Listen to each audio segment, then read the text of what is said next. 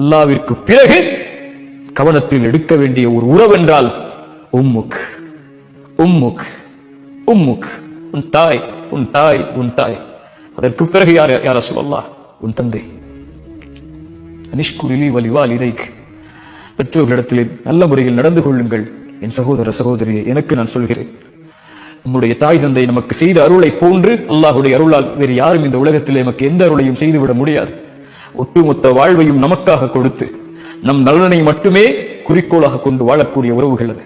குறிப்பாக தாய் தன் எதிர்பார்ப்புகளை, தன் ஆசைகளை, தன் எண்ணங்களை, தன் வயதை, தன் வாழ்க்கையை, ஒட்டுமொத்தத்தையும் தன் பெற்றெடுத்த பிள்ளை நலமோடு இருந்தால் போதும் என்று கழிக்கக்கூடிய ஒரே உறவு இந்த உலகத்திலே தாய் மட்டும்தான். அந்த தாயை நோவினை செய்து, அந்த தாய்க்கு சிரமத்தை கொடுத்து, அந்த தாயை தள்ளி வைத்து விட்டு, அந்த தாயை உதறி தள்ளிவிட்டு எந்த ரப்பை வணங்க போகிறோம்? அல்லாஹ்விடத்திலே நேசித்துக்குரிய அமல் தாய் தந்தை இடத்திலே நல்ல முறையில் நடந்து கொள்ளுதல்.